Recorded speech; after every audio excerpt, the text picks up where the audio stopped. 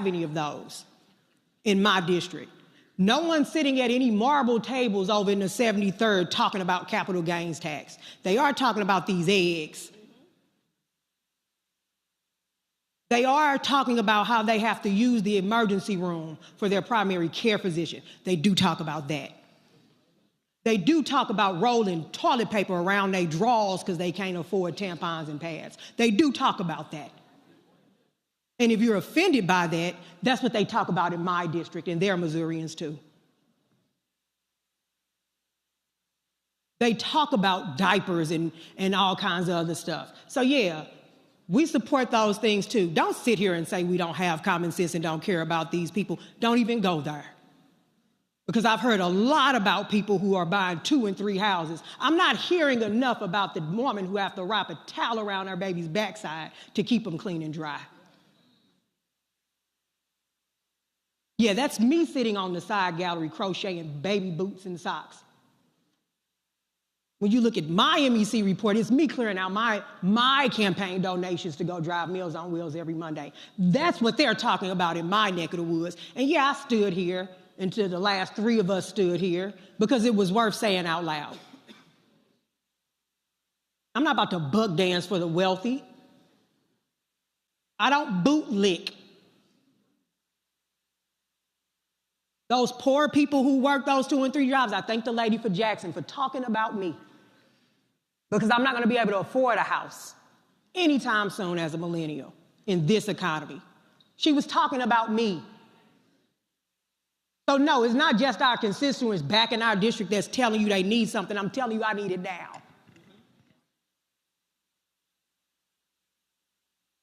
I don't get to fly into session. I don't plug my car in.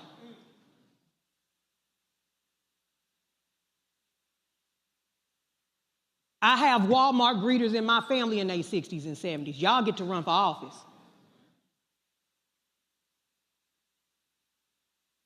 I have to borrow money to pay my taxes to sign that affidavit when we file for office so that I can run for office and not be lying on it. I have to borrow money for them fancy gold plates we have. So I don't know what a capital gains is about. I don't know that feeling. But I do know what it feels like when your stomach touch your back. That's what they talk about in my district in North St. Louis County, where their representative has to stand on this floor till our feet get raw.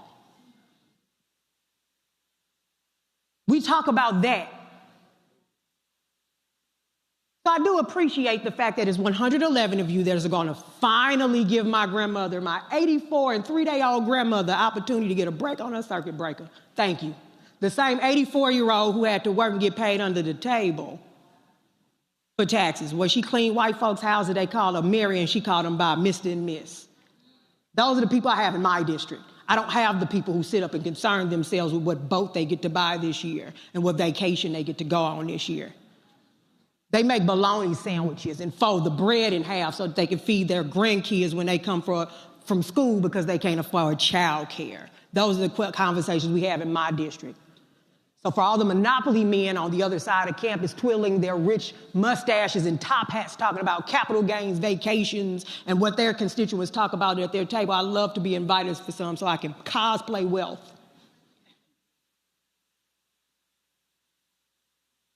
But don't you dare sit here and talk about us on this side of the aisle who filed, the young man, the gentleman from St. Louis, the first bill he filed was to remove those taxes to help actual people. I can't even swim, as you all probably have guessed, by my skin color. I don't care nothing about no boat.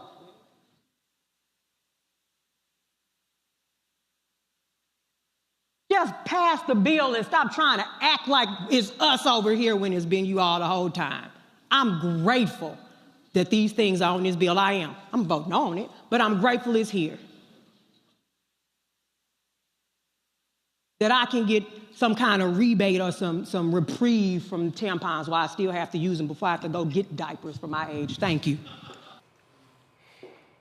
Folks, Representative Prouty joins us from Ferguson. Glad to have you on the show. What happened here? What was, how did this whole thing start? Because you went the hell off. Thank you, Mr. Roland. I tend to do that. This is certainly the place if you are a Black woman, Democrat in Missouri, this is certainly the place to go off. What happens is what always happens in our legislature. We are profoundly outnumbered. We are in the super minority such that if not a single Democrat came to work, the Republicans have enough to do the business of the state of Missouri without us. And we get to this point in session where they do a little bit of legislative candy. They'll sprinkle some things that Missourians actually want. They're actually asking for, they actually call for on a bill to make it amenable to the average Missourian. And then try to play it like, if you don't vote for this, then you're against these things. And we've been filing these bills for years, decades, in fact. And so, and I wasn't going to speak on this particular bill, but I got offended. I got offended by the commentary going around, and I had to call it out. So what were they saying? Y'all don't care about regular folk? That's exactly right. They weren't saying too much about the capital gains tax, the underlying bill, but they were certainly saying something about the amendments, which, by the way, I'm a member of the House for now. The House did not put the pink tax to remove the tax from circuit breakers from seniors, or the pink tax to remove it off sanitary items. They did that in the Senate, and it was a deal made by Senate Democrats, or they were going to filibuster the bill completely. And so that's exactly right, Mr. Roland. That's exactly what they were saying, and they weren't about to call me a liar or play with me in my face. So, you talk about again them having a supermajority. I take it that's due to partisan gerrymandering. Without question, we are one of 12 states in Missouri that have term limits, for better or for worse. For worse here, because whereas we have term limits, lobbyists, the same lobbyists who push things like the removal of the capital gains tax, they don't. And so, yes, sir, absolutely partisan gerrymandering, where Democrats are largely confined to Jackson County, where Kansas City in part is, in St. Louis City, the city of St. Louis and St. Louis County, where I represent. Questions from a panel. Candace, go right ahead. So I'm just curious, what has been the response from your constituents? I mean, it really makes a difference when people speak up on their behalf and ask for a sense of humanity from those people who they've elected to put into office. Yes, ma'am. And I've been profoundly blessed in that here in Missouri, we have open primaries. And so, I represent North St. Louis County. Ferguson, where I actually live, is in my district. I have Kinloch, which is the oldest Black municipality in the state of Missouri. My constituents, Black, white, Democrat, Republican, Libertarian, not so much the Libertarians, because Libertarians tend to think taxation is theft unless they call the police. They certainly want them to come. Notwithstanding, they are like, yes, absolutely. We are at a point where eggs here are about $7, $8, depending on where you live in St. Louis County. We have 88 municipalities. You can live across the street. Your sales tax and local tax could be upwards of 9%. Everybody wants a little bit more money in their pocket, and we're not asking for more taxes on anybody. We certainly want the wealthy to pay their fair share. And that's what I've been hearing the most from the commentary. It's been overwhelmingly positive and supportive from both sides of the aisle, frankly. Michael. Representative Prouty, thanks for speaking out, number one, because I know a week or so ago, we talked, two weeks ago, I think we talked about you as well on this show. Can you explain more about the circuit breaker tax credit? Exactly what I've been reading about that, but exactly what that is and how that will help your constituents. And is it possible maybe to get that put into a separate bill so that, it will pass? At this point in session, no, sir. We have 1 week of our legislative session left in Missouri. We're considered a hybrid legislature, so we're not full-time, we're not part-time, we're considered hybrid. Today, we just finished the budget. And it is on separate bills, several separate bills filed by Democrats. And again, I've been profoundly blessed for 2 of the sessions of the 4 I've been in the legislature. I served as the only Democrat committee chairman in the state. At this point, I believe I'm the only Democrat that had a bill on calendar this session. And so putting it on there was kind of, again, it was a little bit of legislative candy. So it's always been on a separate bill. The bill is on its way to the governor's desk. But as for the circuit breakers, as far as in the 73rd district, about 51% of my district is Ferguson, Missouri, and it's overwhelmingly renters. I myself am a renter. And as a millennial, I'll have to keep your girl lifted in a believer's prayer that I'll ever be able to own a home in the today of things. But most of us are renters. For seniors, if they are a renter, then of course this won't impact them at all. It is for homeowners who are seniors, with a lot of other caveats. You have to be current on taxes, and a whole bunch of other different things that make this reprieve a little bit out of reach for a good chunk of my constituents. Okay, thank you. All right, then. Well, look, it's always important to have folk fighting the good fight, and you certainly are doing that. And so we appreciate those words, and hopefully it definitely got their attention. Thank you so much, Mr. Roland. The remedy of an underserved community is to serve it. And so it's an honor and a privilege, and thank you for thinking about me. Appreciate it. Thanks a lot. Good luck. Yes, sir. Thank you. All right, folks, going to a break. I will be back to talk about the arrest of Newark Mayor Ras Baraka by ICE agents. Unbelievable what happened. You're watching Roland Martin Unfiltered on the Black Star Network.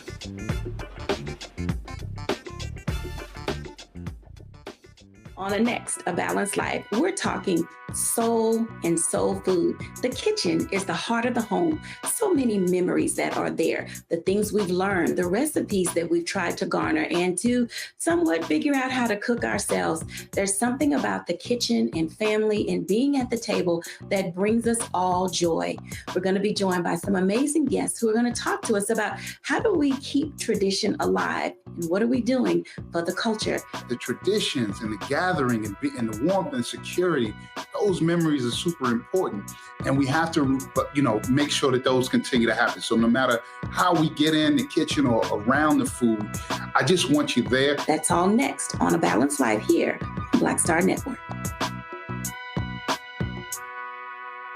Now streaming on the Black Star Network. In France, me and Tony, and accidentally went to the Louvre, right? I had never been, and I saw a side door. And we got off the little bus. I said, come on, let's go to the Louvre. I mean, I'm just like, let's go to the Louvre, right? We're here. This black girl is at the door with this white guy, black African girl. And she says, oh my God, Vanessa Bell Calloway. And I'm like this, you know me? And come to find out we were at the wrong door. But she said, I'm gonna let you just go in here. But I was in Paris, France. Mm-hmm. And that shocked me. She knew my name, she knew me. She saw my movie. Mm-hmm. So it's like, you just gotta, they say, build and they will come. Put it out there, people will find it, they will come.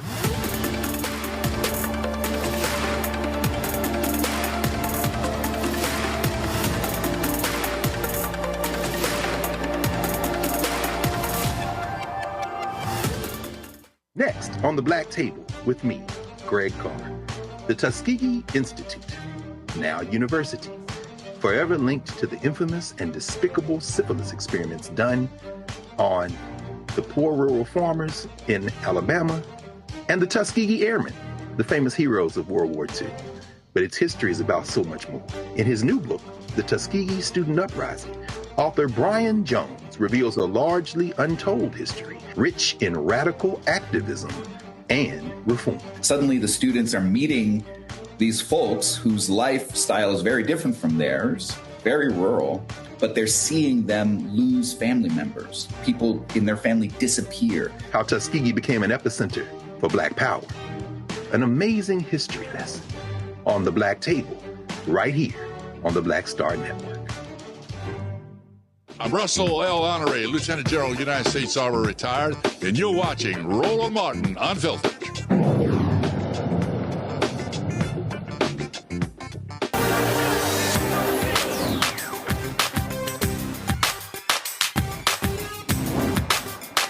Been frozen out. Facing an extinction level event. We don't fight this fight right now. You're not going to have Black ownership.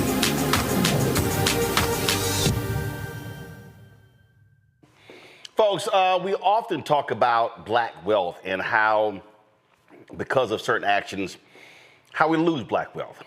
when you look at sports, when you look at athletes and they get huge contracts and just begin to spend crazy amounts of money on jewelry and cars and then end up 6, 7, 8 baby mamas and having kids and child support. And then all of a sudden, when you look at, NFL players 3 to 5 years after they retire, many of them are filing for bankruptcy. And it's crazy. But then when you look at the music industry, this isn't just a recent phenomenon. You can go back even further, where you can look at how Sam Cooke lost his publishing because he was swindled out of it by a white businessman. And then when Sam Cooke dies, but right before that, he realizes that he actually doesn't own his company. When you look at James Brown, when you look at other artists, they've had to sue to get their royalties. Then you go even further. You look at Luther Campbell, how he lost his company, where he brought in a trusted individual who was cooking the books. That individual ends up getting control of his music empire. This goes on and on and on. And if there's any area that, frankly, is the most gangster, the most atrocious when it comes to ripping off artists, it's the music industry. Well, the law, though, has also been changed, allowing artists to get their copyrights back. But the problem is, too many people aren't actually paying attention to the business of the business. They're fixated on the entertaining part. Well, Isaac Hayes III, he's the son of Isaac Hayes, has been dropping these videos on social media, trying to educate artists on how to regain their publishing, regain their copyright. And the laws have been changed, and a lot of people don't understand. And so you see these videos on social media of artists complaining about not owning their masters and not owning their publishing without realizing that there are ways to get those things back. Isaac, of course, founder of a fan base, joins us right now. So Isaac, you've been dropping these videos, and you posted something recently where you said to any artist, hey, DM me, I can walk y'all through this. Has that been happening? Because when you dropped the first video, I actually sent it to a very prominent rapper, and he said, brother, I appreciate this. I'm already aware. We're already on this. But thanks for caring about it enough to send it to me. What has been the response from folks since you've been doing this? Well, I won't name the names, but let's just say some very iconic R&B and hip-hop artists have been reaching out, and we're unaware of the process of doing reversions and terminating your copyright. So I'm glad to help. And I think it's the most important opportunity to regain Black wealth, especially for music artists ever, because this is billions of dollars worth of copyrights and masters. So you said reversion. So explain to us, so artist signs a contract, and who's owning the music? And people don't understand. An artist can perform a song, but who produces the song, who writes the song, who owns publishing? Owning publishing is different from owning masters. And so explain that. Yeah, so when you sign a deal with a record company, the record company owns your masters, which is basically the 2-track recording of whatever the song is. So whatever the version of your record is, the record company owns that for a period of time. Before 1972, you could never get your masters back. After 1972, you could get them back after 35 years. When it comes to publishing, when you're a songwriter or a rapper and you write a song, typically you've done a deal with a publishing company that advances you money for half of the income and control of the actual copyright. Well, there's a law that pre-1978, you could terminate those rights after 56 years. And then post-78, you could terminate those rights after 35 years. So if you realize it's 2025, that means 1990 is really the dawn of really when hip-hop went commercial. So you got Hammer, you got Bell Biv DeVoe, LL Cool J, all these rappers. And there's a window for them to terminate their rights and get their masters and their publishing back right now. And if you don't do it in a certain amount of time, you miss the window, and those publishers and those record companies own your copyright forever. You never get it back. All right, so when you talk about this window, how long is the window, and what is that process? So the window is about 10 years before the copyrights are due back. So you can file them as early as 10 years before. So I've done this already successfully with my father's publishing catalog, which is from 1963 to 1969. So songs like Hold On, I'm Coming, Soul Man, we've terminated. We've done reversions on those copyrights, and those copyrights are now owned by my family. And you literally were going through the law, we're going, okay, this song, this is the year, expires 2027. This song, and you were going through that. Yeah, so those songs, so now these new records, we just filed terminations on Isaac Hayes, the artist. So that's everything from Ike's Mood to Shaft to Do Your Thing, the Truck Turner soundtrack, Joy, all these records. So all these records will be coming back to my family in the next 2 years, but we have to file those notices within a particular window. And you can't, if you miss 2 years after, then you lose the ability to actually terminate forever. So you got about a 13-year window to file. But I'm telling everybody to do this now. And man, you lose forever. Yes. Unless the law has changed. No, you lose the copyright forever because you had your shot to get it back. Now, typically what happens is when you do reversions, there's one of two things that happen. Now that you get your copyrights back, publishers will come along and ask you to buy those copyrights. And there's some really, really lucrative deals to sell those copyrights again. So once you get them back, people are going to approach you about buying them, which is not really a bad idea for some artists. So if you're a living artist, I say this, if you're a living rapper artist, I can tell you there's a particular rapper that was very, very popular in the early 2000s that just sold his catalog for $50 million. And that's great because that $50 million probably would have taken him 30 years to get over time. So imagine getting $50 million up front.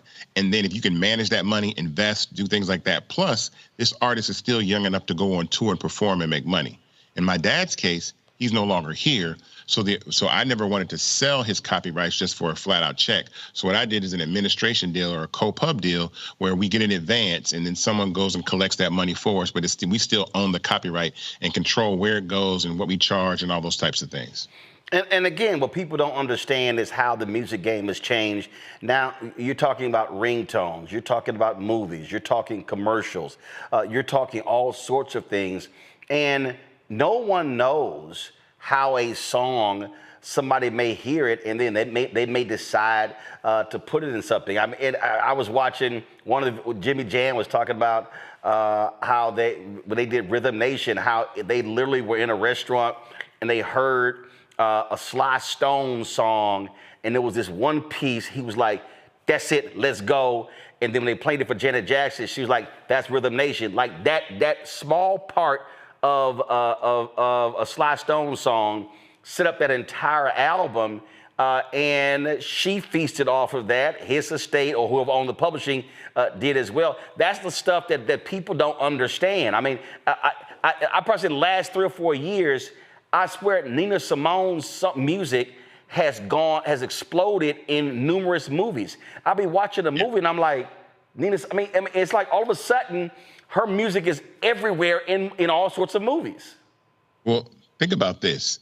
Think about probably one of the biggest songs ever, which is Shaboozie's record, right?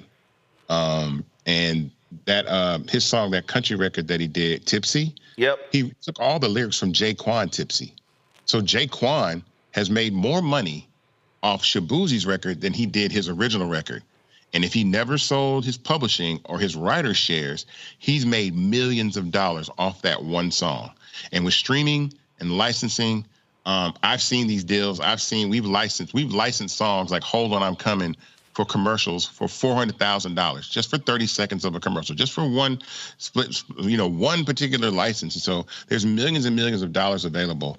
And we're entering in that age where you're watching TV and you're starting to hear all the rap songs that are in commercials now and in movies. Those deals, those licenses are worth $500,000, $400,000, $300,000 per side. So if you own the master, $300,000. If you own the publishing, $300,000. So there's a lot of money coming back.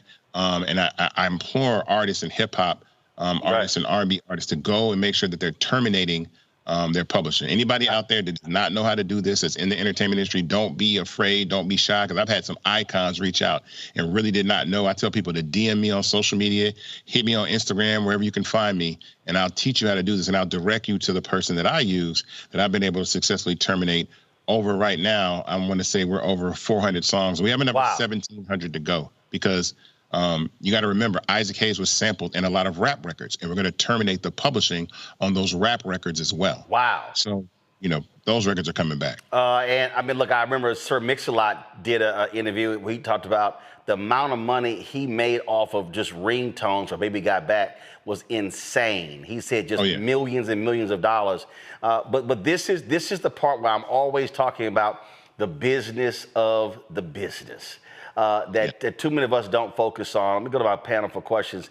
Candace, you're an attorney, and my God, I wish, and we still see today, these artists would hire somebody who has massive experience in recording contracts. So I'm sick and tired of hearing, there's no reason an artist today should be sounding like Motown artists or other artists did back in the day, but I ain't know, and they sign these awful 360 deals. It's insane. Go ahead. Yeah, it is insane, but the more you know, as they say, right? So when we talk about this law, it's a good reminder just to put out there to people that we're talking about music. We're also talking about literary works. We're talking about musical works. We're talking about films. We're talking about software. So when we talk about the copyright law and terminating these particular copyrights, which, by the way, this was done so that people who got into deals that were not too lucrative and didn't understand their value in the future, they could renegotiate. But like Isaac said, you got to get on that time. It's like a statute of limitations, right? You can only file a lawsuit if it's within the statute of limitations. And the key is getting in there and making sure you know what to do after. The after is important because when we think about the copyright ownerships that we have, it's like a car. You can lease it, you can sell it, you can give it away. Not a good idea, but there are many things that you can do with it. But Isaac, I just want to thank you because a lot of people, they just don't know. And because there is a clock that is ticking, you caught a lot of people who would have never known and would have been on the other side saying, how was I supposed to know? It's one of those things that we've been talking about all night. You have to get out there and inform yourself. But if not, Isaac, there are people like you who are doing it. So thank you very much for that. We're talking billions of dollars. Billions. I mean, I'm not gonna be shy. You know what made me bring this subject back again is the deal that Ryan Coogler did for Sinners. Mm-hmm. He has reversion rights to his film after 25 years. He negotiated those reversion rights. It's very, very similar to music. And that's what made me bring it back up because I'm like, I need to let these artists know that you can get your music is up right now after 35 years. You can get all these hip hop artists can get their songs back starting from 1990 all the way over the next 2 years, 1990 to 2000. You can file your termination notices right now to get your copyrights back. Michael. All right.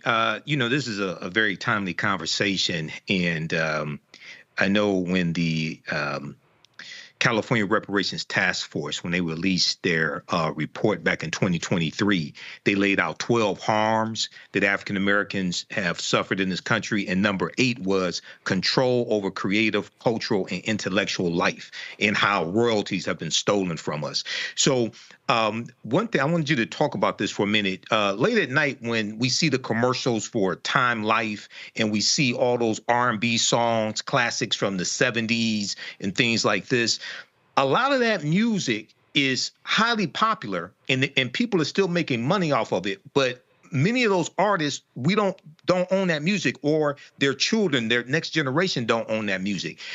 Can you reiterate and talk about maybe how the son or grandson can try to gain back control of their grandparents' music that they were beaten out of?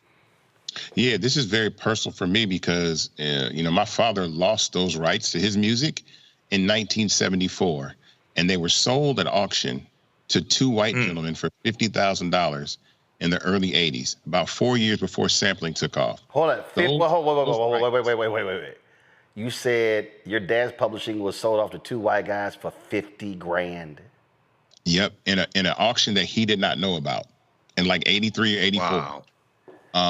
And those men that bought those rights went on to receive more than $60-70 million because you got to think Isaac Hayes' music was sampled by Public Enemy, Dr. Dre, Snoop Dogg, Wu-Tang Clan, Tupac, Biggie, Jay-Z, like to name a few. And so for the last 56 years, we've never been able to claim those copyrights back. Even as recent as Glorilla, right? Here's the crazy thing. Glorilla has a song called Let Her Cook. That samples Ike's Mood 1. I played that the other day. I get that record back. Our family gets that record back in 2027. So Glorilla would have made that song 2 years from now. We would get all the money from that record, not the people that still get that money until these next 2 years from my dad's publishing. So it's very personal to me. It's why I'm so big in the creator space and ownership of IP. So what you have to do is, number one, you have to find an attorney or a paralegal. Again, I tell people to DM me. There's a phenomenal woman by the name of Liz Garner.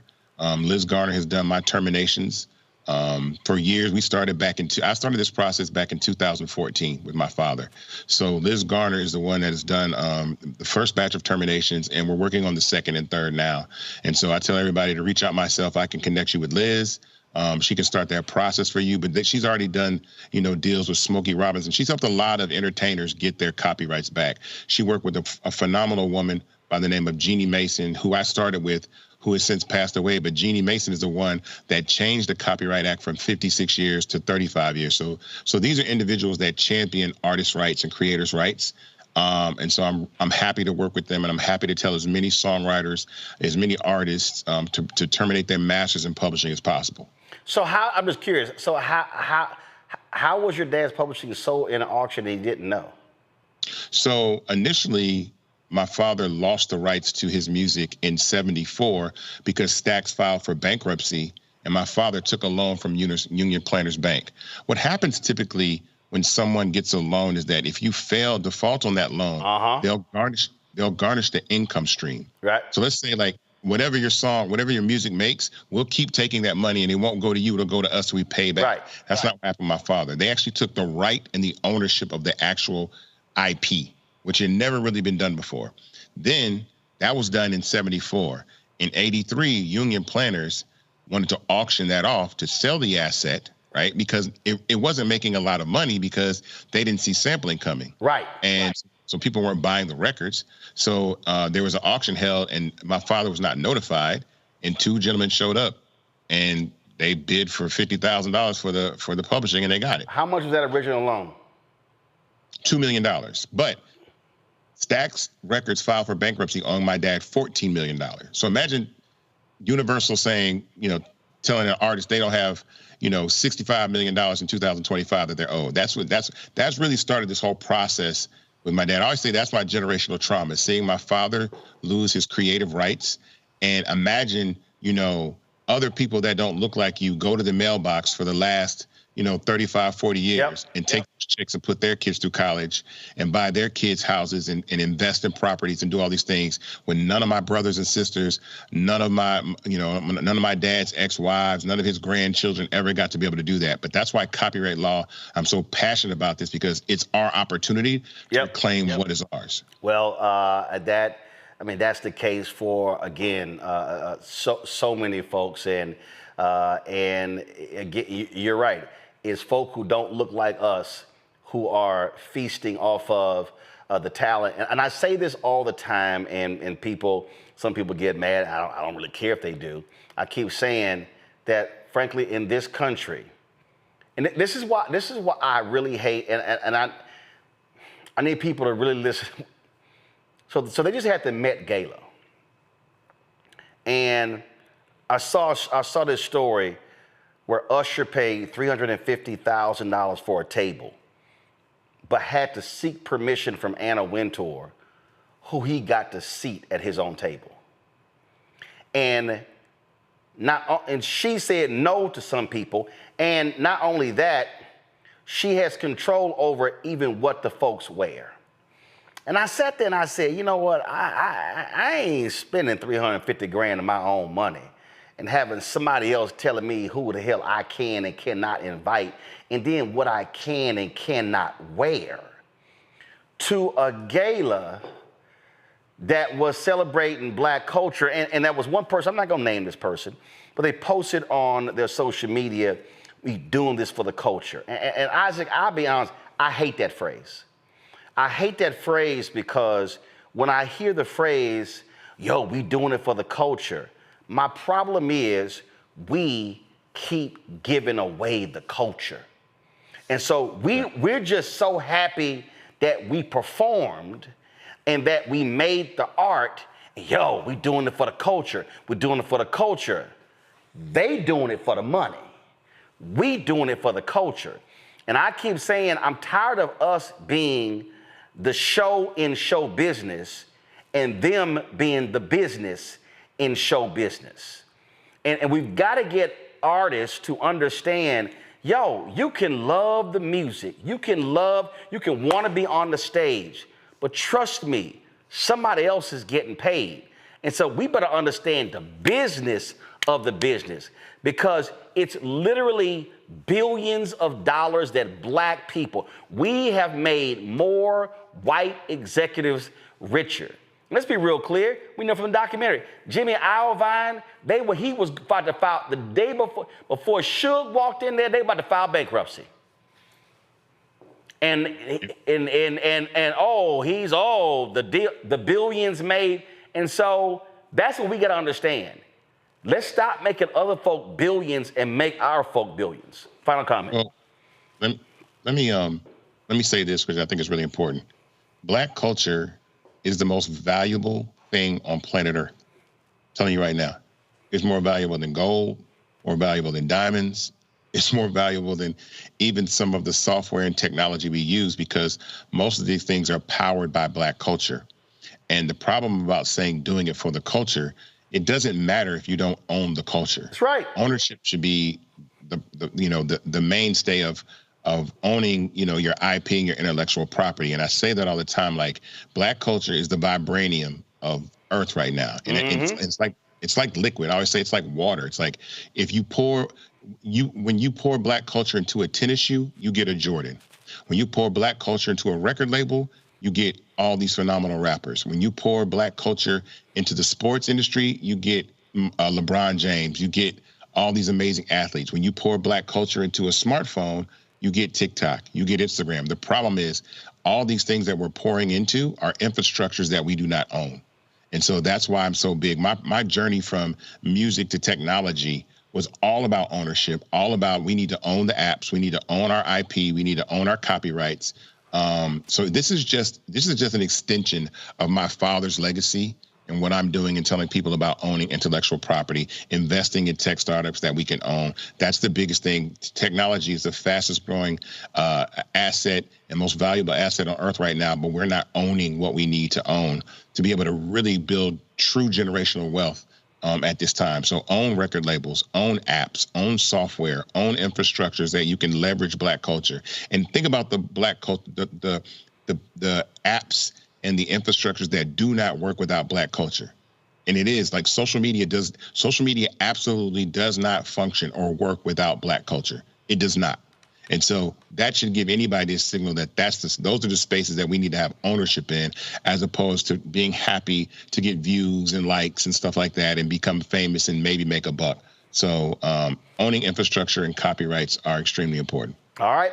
Isaac Hayes III, first of all, how much money have y'all raised as part of the Series A raise for fan base? What's the status? Ooh, we're almost at 12 million raised. The raise closes at 17 million. So I tell everybody, listen, invest in fan base, right? Startengine.com/fanbase. I want you guys to invest, own a piece of the creator economy. The minimum to invest is $399. This isn't a donation. This isn't GoFundMe. This is actual stock in a technology company, which is going to use music, which is going to use content creators, which is going to use athletes. But these individuals will monetize and actually own the infrastructure of the apps they use. That's why this is so important. All right, Isaac Hayes III, we appreciate it, man. Thanks a lot. All right, thank you. Folks, going to a break. We come back. We're going to talk about the arrest of Newark Mayor Ras Baraka. Just unbelievably shameful. Right here on Roland Martin Unfiltered on the Black Star Network.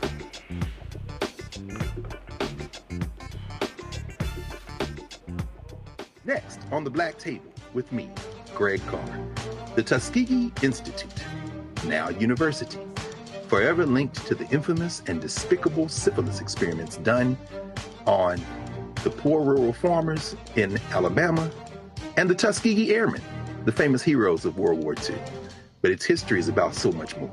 In his new book, The Tuskegee Student Uprising, author Brian Jones reveals a largely untold history, rich in radical activism and reform. Suddenly the students are meeting these folks whose lifestyle is very different from theirs, very rural, but they're seeing them lose family members. People in their family disappear. How Tuskegee became an epicenter for Black power.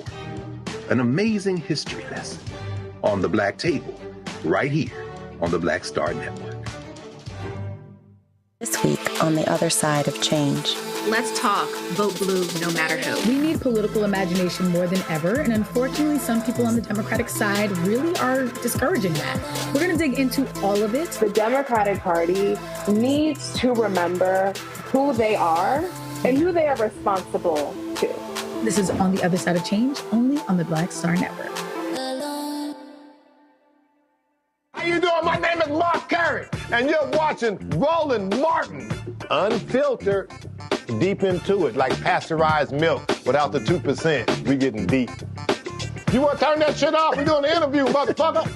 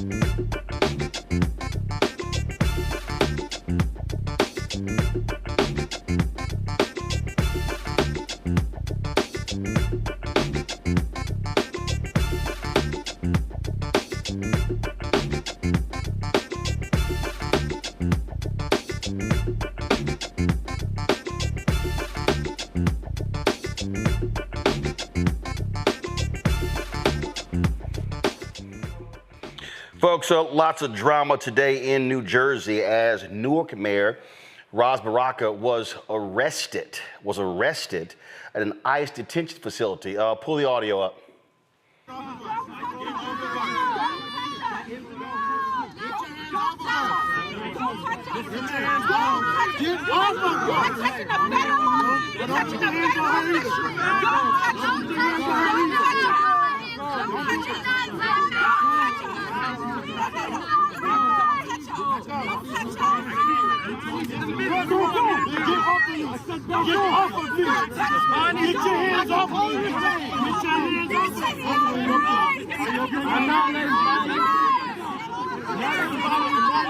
I'm not letting you. You cannot push.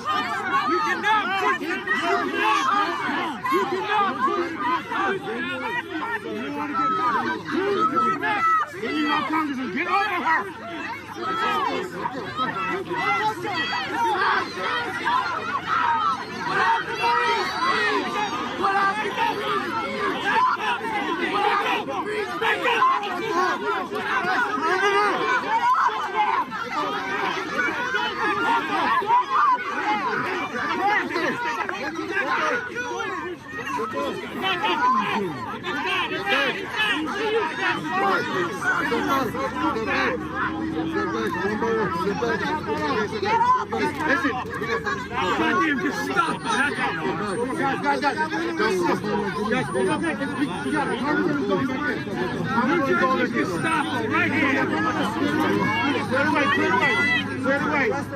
Member of Congress, put on brown shirt. Now, they were there protesting this facility, claiming that it was open illegally and in violation of local ordinances. A number of people said that Congresswoman Bonnie Coleman Johnson, matter of fact, y'all call her so we can get her on the phone, was roughed up in the process. This is Robert Menendez Jr., of course, the son of the disgraced United States senator, who's now a member of Congress, who was talking about what took place. Listen.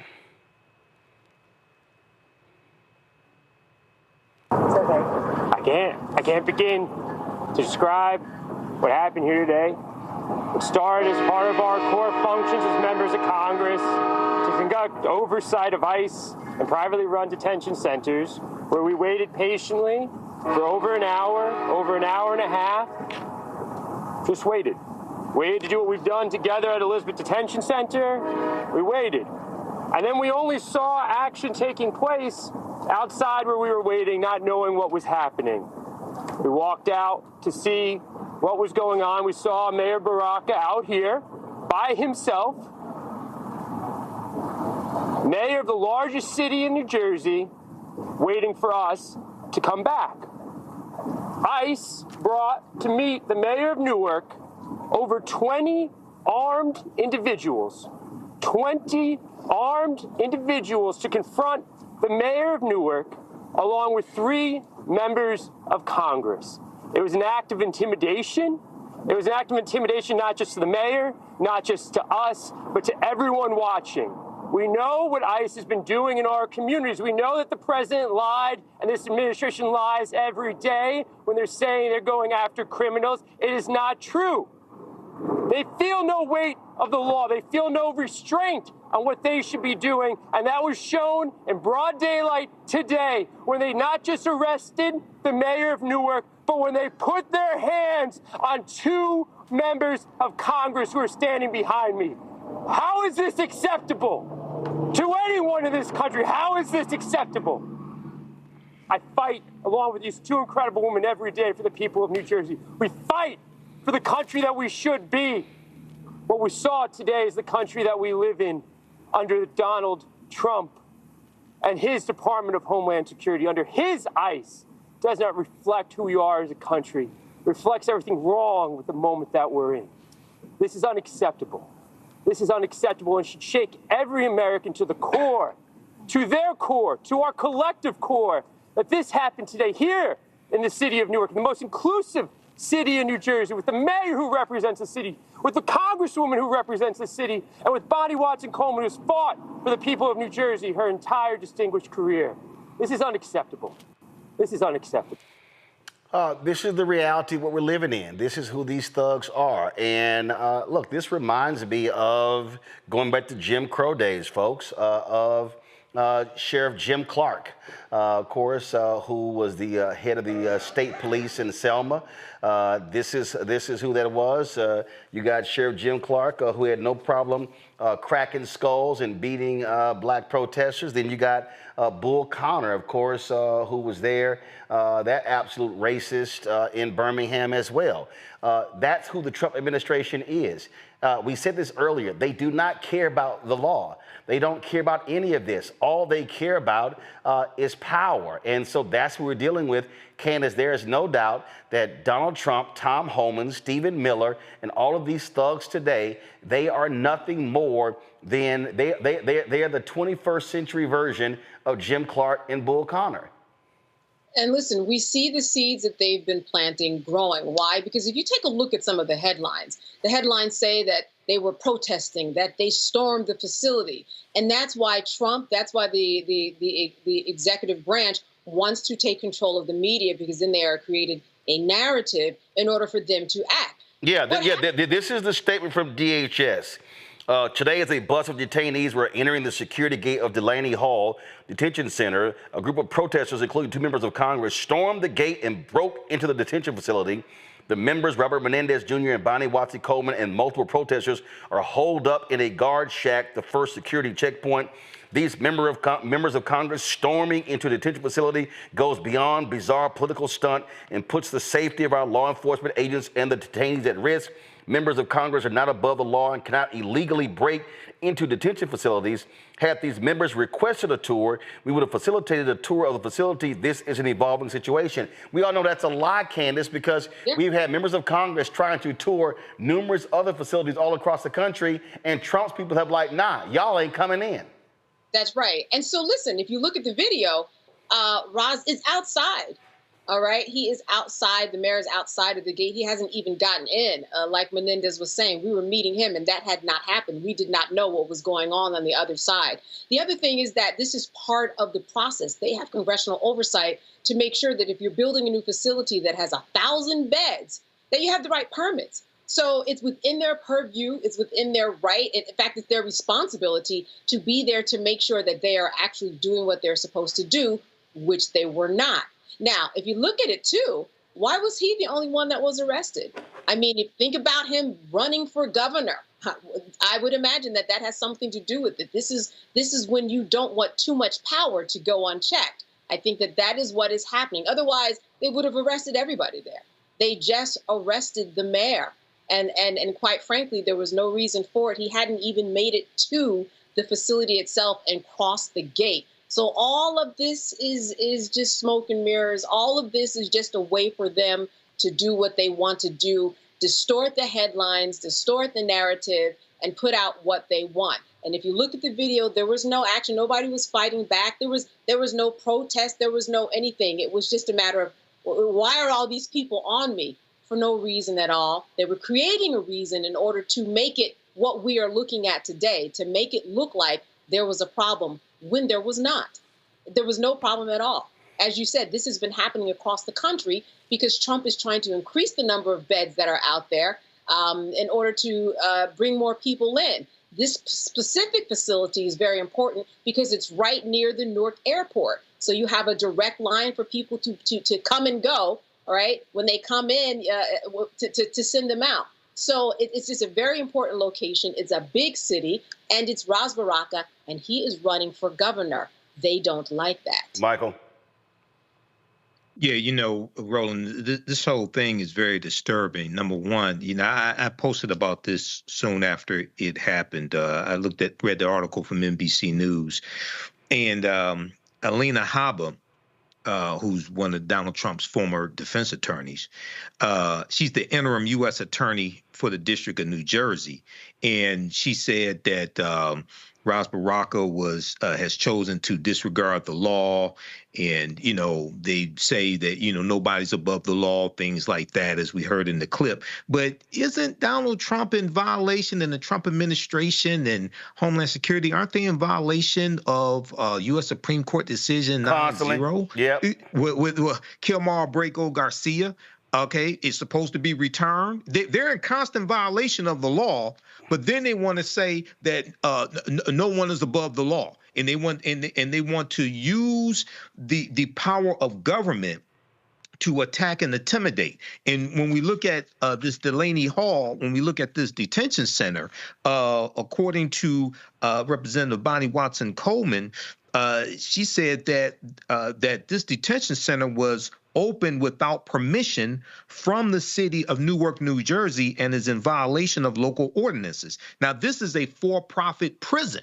It's important for people to understand that Donald Trump in his first administration and in the second administration fully supports for-profit prisons, and the stock prices of the for-profit prisons have increased since he's been back in office. Because they decreased under the Biden administration, which is why the for-profit prisons donated to Trump's campaign and the transition in the first term as well as the second term. Yep. Well, that's how they're gonna roll. So again, folks, nonviolent resistance is critically important. Hey, update: Black veteran Marlon Paris faced a judge today in his deportation case. The judge ruled that removal proceedings will move forward for the Iraq veteran who has been in custody since January. Paris, the son of a naturalized citizen, came to the U.S. in 1997 from Trinidad and Tobago. He joined the Army in 2001, served for 6 years, and deployed 3 times to Iraq. In 2007, Paris was discharged from the Army, according to his wife, Tanisha, who we had on the show yesterday, he was diagnosed with PTSD and brain trauma. And again, this is what I did last night after they told me that Illinois Senator Tammy Duckworth was helping them more than her Arizona delegation, I sent a tweet out to Senator Mark Kelly and Senator Ruben Gallego. Well, today, last night, Gallego's office reached out to my producer. They say that Duckworth's office specializes in cases like this and sent the statement. Our office has been in contact with Mr. Parris's attorney, family, state agencies, and other congressional offices regarding his case. Additionally, our office has reached out to Immigration and Customs Enforcement regarding Mr. Parris's case. Now, my producer, Carol, invited Gallego to come on the show. They told her that, quote, they do not get into the habit of doing interviews about such cases. Okay, don't let me see you show up on somebody else's network talking about this stuff. Last night, the Paris GoFundMe was just over 1,600. Tonight, this is what the update is right here. If y'all could pull it up of the GoFundMe so we can actually see what the amount is. I think they were trying to raise like $15,000, if I believe. And so there's a GoFundMe again for the Paris family. And so please go check that out.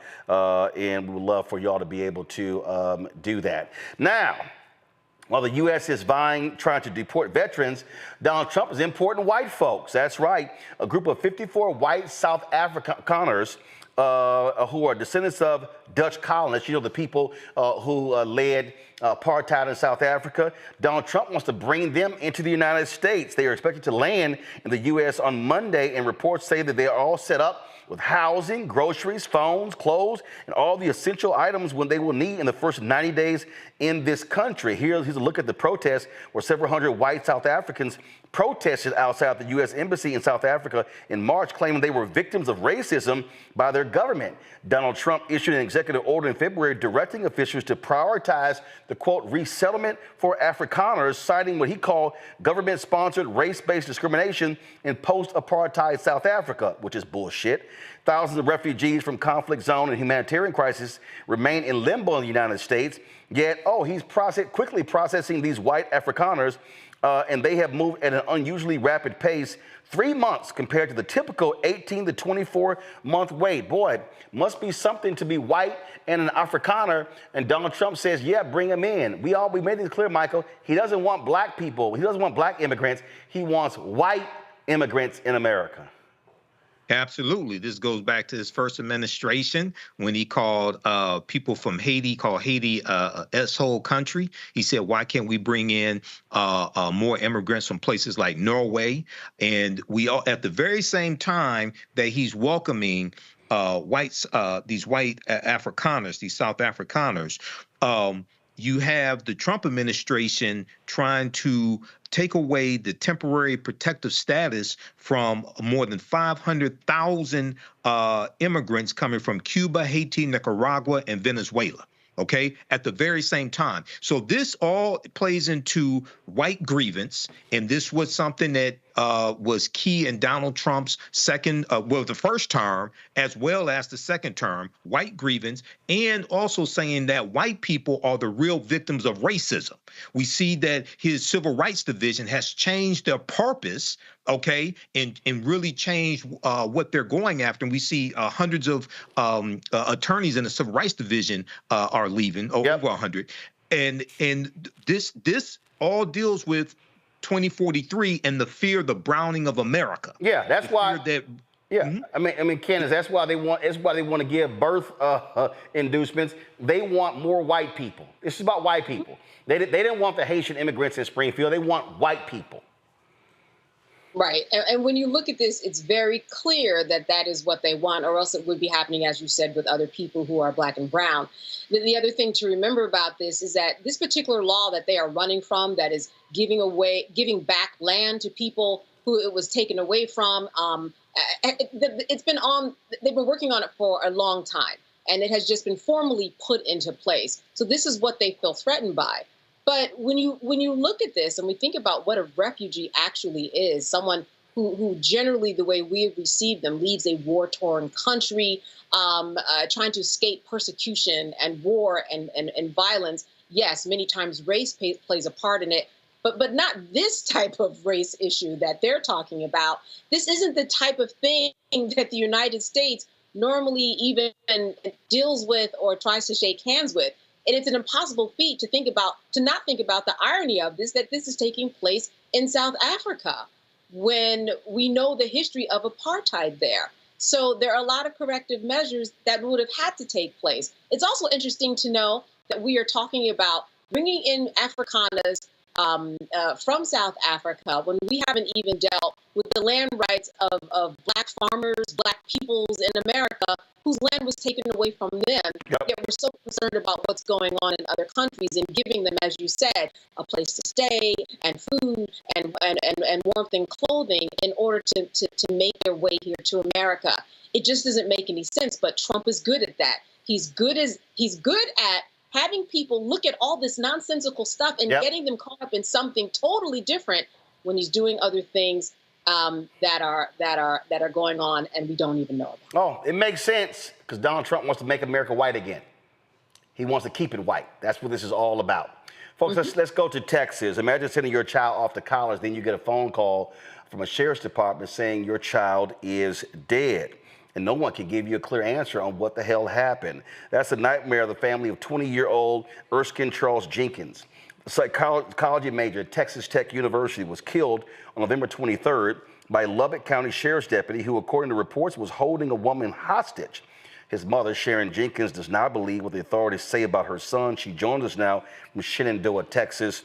Sharon, first of all, sorry for the loss of your son, and we have to do these stories, but you get a phone call and they said that your son was holding a woman hostage?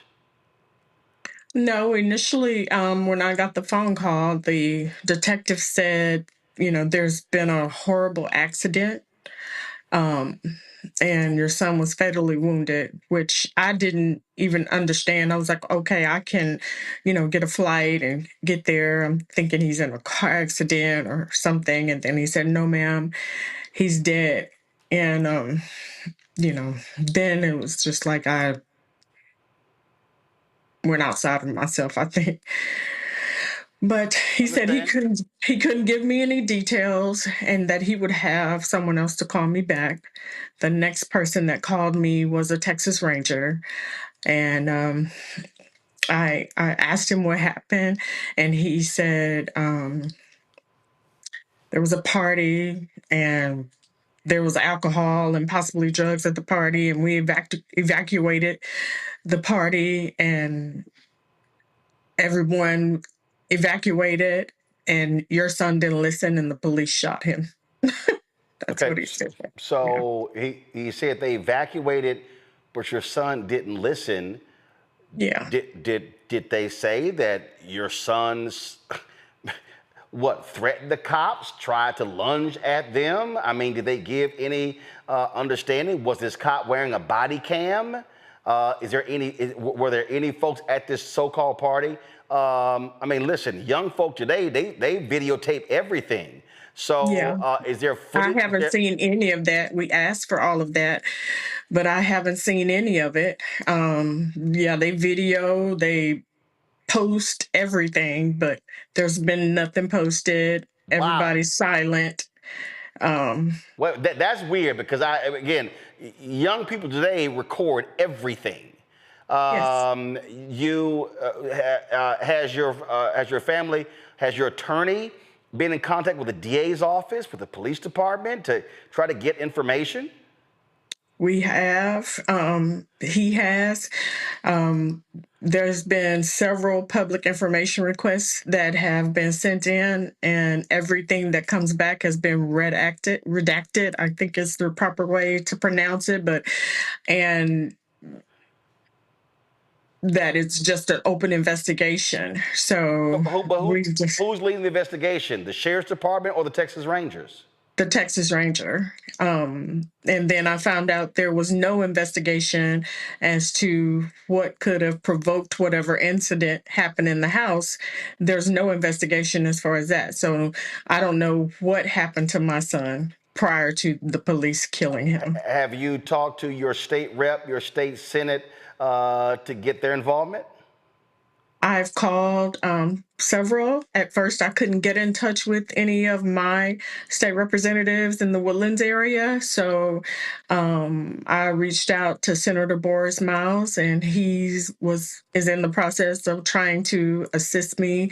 And then finally, I was put in contact with my state senator and by a close acquaintance. And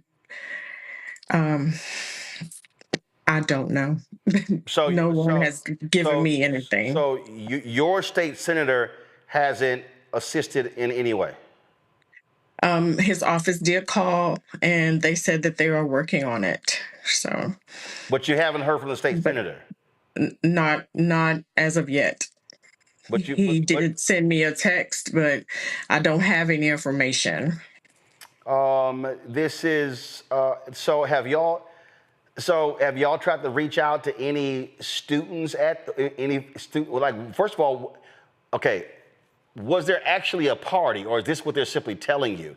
Have you talked to any of your son's friends? Was he in a fraternity? Has any of them communicated to y'all that they were with him that night? Anything?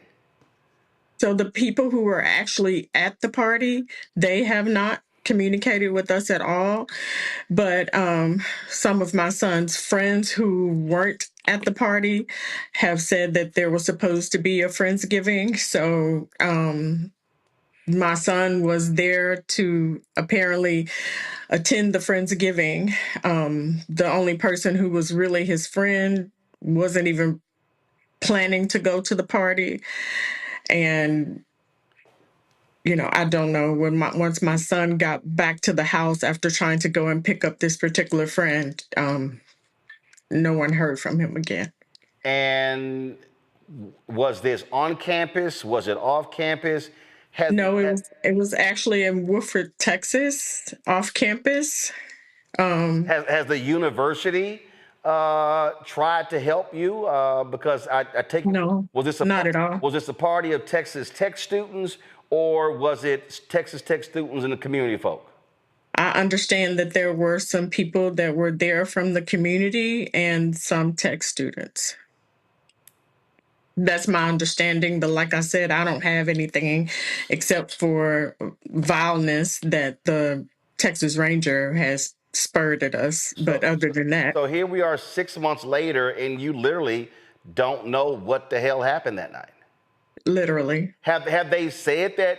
Did the officer have a body camera on? They said all of the officers had body cam footage, but they only showed us a summary of events, which, he wants me to believe that that's unedited footage, but anyone with any knowledge knows the summary is that you are trying to make me believe the point that you're trying to make. That's not facts. I want to see unedited body cam footage. Absolutely. That is crazy. Candace? Yeah, well, I was just thinking that all of this information is so good for people who are out there, especially attorneys, who I am sure are listening, and someone is going to come to your aid because there's so many unanswered questions and information that you need. I'm so sorry for your loss and hate that you have to be in this position, but the information that you have and that you're sharing is just so important. So I'm glad to hear, because someone is going to take up the cause for you. That's what I predict. And I just hope that for you, that you are able to get the information that you get. And thank you for sharing, because this is really important, so that other people who are in this situation can do the same thing, because we need this information in order to move on and collectively understand what's happening there, especially with our young Black men. Yes, thank you. Michael? First, I want to say I'm very sorry for your loss. And, this sounds senseless. But my question I wanted to pose is, I know at the beginning of this conversation and reading about this, the police tried to make it seem like your son created a hostage situation, but then you found out, okay, that's not true. All right. So how are they saying that things escalated to where he's actually killed? They were told to come out of the party or something like that. How are they saying things escalated? Honestly, they haven't really said much to us. The information that we've gathered, we've had to gather and pay for ourselves. And from what we've gathered, my son was in need of medical attention when the police arrived, and he was murdered instead. Who is your attorney? His name is Rick Eckerson. Rick Eckerson, and he's out of the Woodlands, Texas. The Woodlands. All right. So I would love for my producer to be able to reach out to him. Again, I know I'm born and raised in Houston. I know State Senator Boris Miles well. He's my fraternity brother. You also have State Senator Royce West, who is in Dallas. Who is your state senator? Is Senator Brendan Crichton. Brendan Crichton. All right. So, I would love to, we're going to reach out to them as well to find out, because again, 6 months is a long time. If they have, normally, we don't even know the officer's name. And normally what happens, and unfortunately, I hate to have to say this, we've done way too many of these stories. And the reality is this here, based upon our experience, Candace, you know this as well, Michael too, that if there's body cam footage that shows your son charged them, had a weapon, they get that body cam footage out real fast. And when something was, when it's 6 months and you still don't have a lot of answers, that speaks volumes as well. Has your attorney talked to, okay, so the Texas Rangers are investigating. What is the district attorney's office in Lubbock County doing? Nothing. I went there, and they were very offended that I even showed up, it appeared, because they don't have an investigation.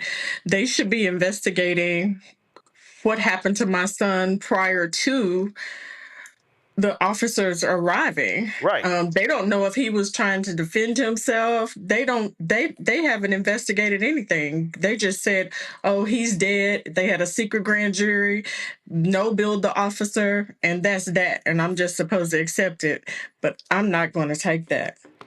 I'm not taking that. Absolutely. Well, your son, what class, what was his classification? Sophomore, junior? Sophomore. Sophomore, majoring in what? Psychology. And if they had did any kind of investigation, my son is a beautiful person. He's a beautiful person. They could have went and asked professors, advisors. They didn't even try to find anything out about him. They just wanted to build this narrative like he was some thug, and that's a lie. And tell him like he's from a impoverished home. That's a lie. Just liars. Well, I'm sorry. No, I understand. Trust me, I understand. Well, we definitely going to make those phone calls. I'll actually be in Houston on Monday. I'm presenting 2 of my scholarships, actually 3 scholarships at my high school, Jack Yates High School. So I'll be definitely talking to my frat brother, Senator Boris Miles, to get his thoughts on this. And have you had any conversations with the NAACP in Lubbock or there in the Woodlands, or have you talked to, or even Gary Bledsoe, who's a Texas State chair of the NAACP? I didn't know his name. The Lubbock NAACP has been very helpful. Dr. Melina Abdullah has been very helpful. It was Melina who reached out to me. So what I'll do is I'll give Gary a call. I know Gary well as well with the Texas State Conference of the NAACP, and hopefully that they can make a statement and try to get some action and bring more attention to this, so you can get some answers and some clarity as to what happened to your son. I appreciate it. I really do. All right. We hate to have you on the show under these circumstances, but appreciate you coming on to tell your story, and certainly keep us abreast of any future information you get. Thank you. All right, thanks so much. To close this out, Michael, this is the thing that, again, we've had to do way too many of these damn stories. And there's no doubt in my mind, if that body cam footage showed her son doing something wrong, charging the cops, cussing at them, flashing, brandishing a weapon, that body cam footage would have already been released. Absolutely. And not only that, in reading an article on this, it talked about the fact that she watched some body cam footage that was heavily edited, but that footage that she saw contradicted the initial police statement and news reports that made it appear that her son had created a hostage situation. So another question this is Texas, so the state's attorney general, I don't think he's going to do anything. Oh, hell no. Ken Paxton is a thug. I mean, again, and that's part of the problem. What you're now seeing, because, Candace, you got this idiot in the Oval Office, the Fed's not going to do anything. They're not going to investigate any cops. So the reality is public pressure is going to have to be applied in this case to get some answers and for them to release the damn body cam footage. That's what's going to have to happen. Exactly. And they thought after 6 months she was going to go away, which is why Melina had to call you, who, by the way, she's my roommate from Howard University. But that's why she had to call and get some action on this. And what she did tonight was so important because she got out the right information, so someone will either team up with the attorney that she has or make him work harder to do what he needs to do in order to move the needle on this. Yeah, and look, and again, I don't know who her attorney is. I don't know if he's black, if he's white, Latino, Asian, Native American. I don't know. But here's the reality in cases like this here. You got to go public. You got to use the public. You got to use public pressure. You got to work with civil rights organizations and others to get their attention. Otherwise, they're going to remain silent. And so, so that is the case. And so, yeah, we're going to stay on top of this, folks, because again, that is just look. A 20-year-old black man going to college and has to come home in a body bag, and the mom can't get answers. Just makes no sense to me. At all. Folks, we're going to close the show out here. We have another one of our greats who is now an ancestor. I was aware when he passed away, but the family waited about a week to let us know. Dr. Jawanza Kufu, who's a leading voice in black education and empowerment, has passed away. For decades, he challenged America to address the systemic barriers facing black students, especially black boys. He authored more than 30 influential books like Countering the Conspiracy to Destroy Black Boys and Restoring the Village.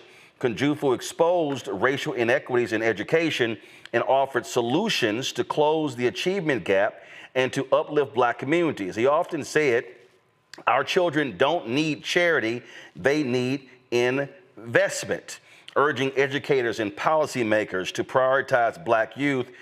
Through his publishing company, African American Images, he amplified voices too often ignored. I can tell you that a lot of people all across this country, when you talk about educators, when you talk about psychologists, they often talked about the work of Jawanza Kufu, and not only that, you know, he appeared on numerous shows. You look at a lot of the national television shows.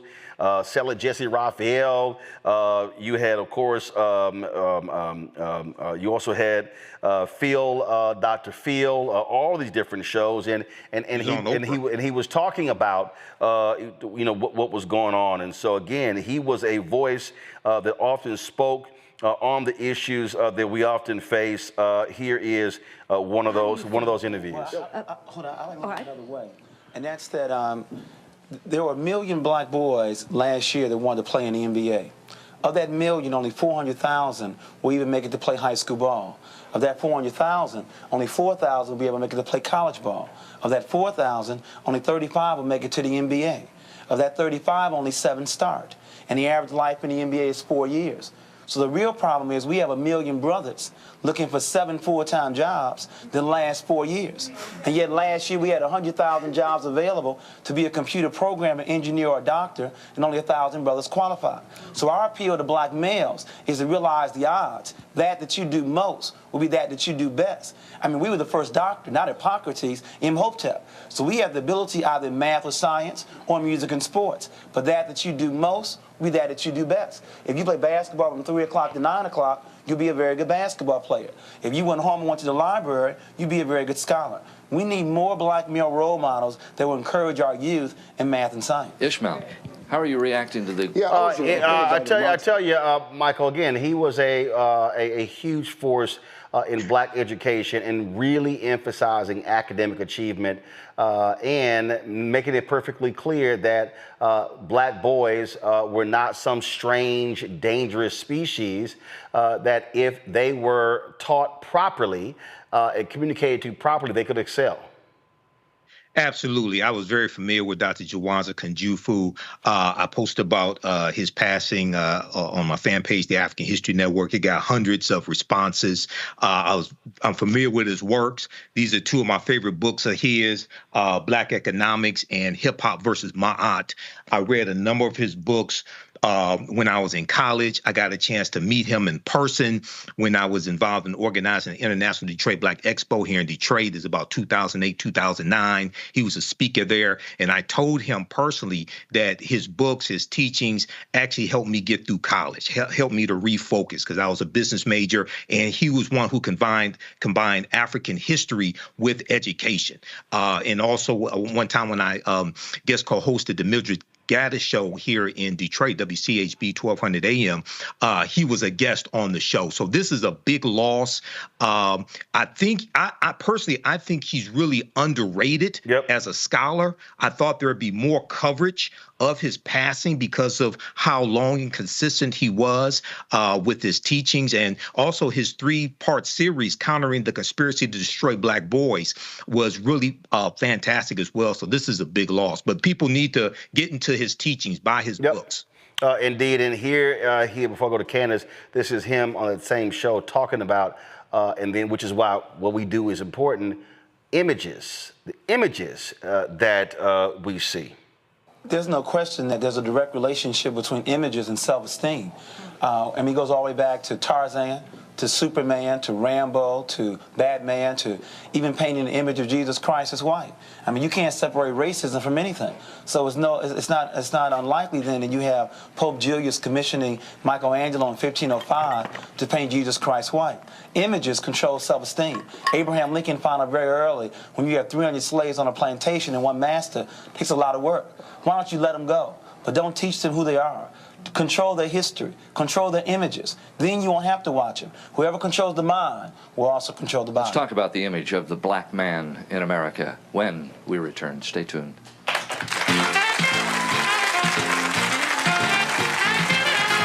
That was strong. I mean, Candace, that point there is just on point. We talk about how crucial the images are. Yeah. Listen, in order to be a better self, you have to see yourself out there in the world, thriving, a representation, something to let you know, oh, listen, I can do that. Sometimes it happens in a teacher. Sometimes it happens in an older brother, older sister, or an uncle. But there's normally someone who is out there so that you can see yourself in a different position. I remember when he was on these shows making rounds, these were books and these were conversations that were happening in churches on Sunday mornings. This is what the preacher would be talking about. And then in Sunday school, and then we had different programming in and around his books, because what he did was he took large pieces of information, was able to break it down in a way that connected the dots for everybody to understand. And what's unfortunate is what he's been saying all these decades is still true today in 2025. We are still dealing with the images that are out there, how we're being perceived. We just had, the mother that was on, painting him as a thug. They would have had that body cam out if he did something that was aggressive. It is all about building images, which is why what you are doing is so important, and just sharing this information and making sure that people know that we're out there, we exist, and people like this doctor were important to our history, and let's not forget it. Indeed. I'm going to play one more clip before we go.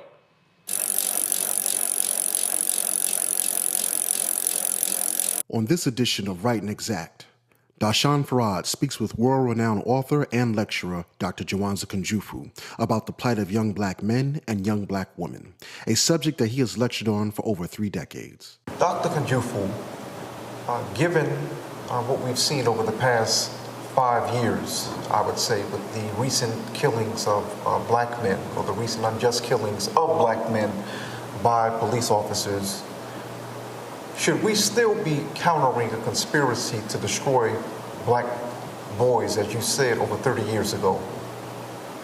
And if so, why?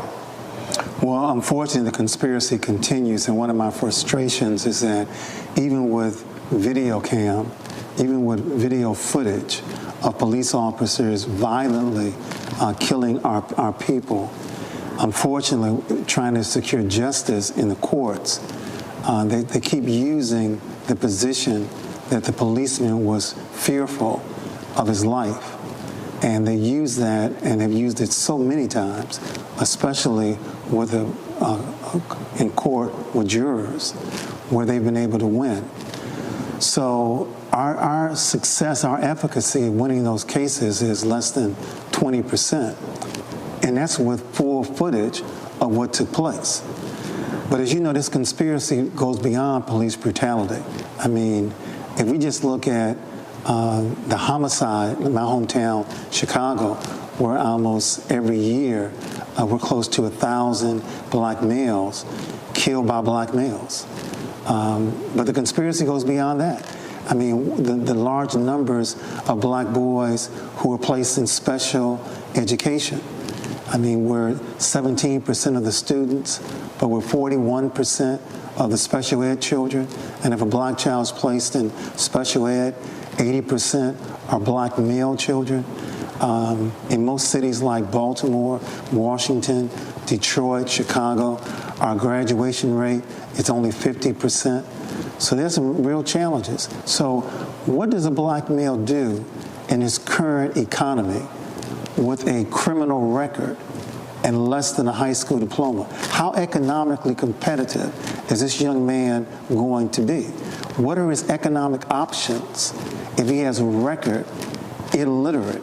I mean, only 12% of black boys are proficient in reading by 8th grade. The richest country in the world, for some reason, can't teach 88% of black males how to read. This conspiracy continues. We noticed that in recent years, Dr. Kunjufu, you've done, if you would. So, folks, listen, Dr. Jawanza Kunjufu, a powerful force in our community, passed away at the age of 71, is now an ancestor. Michael and Candace, I appreciate y'all being on today's show. Thank you so very much. Candace, we'll be hearing from you with the Diddy trial starting next week. So look forward to that. So thanks a bunch. Folks, don't forget, support the work that we do. Again, what we're doing is, critically important. We talk about what we're doing.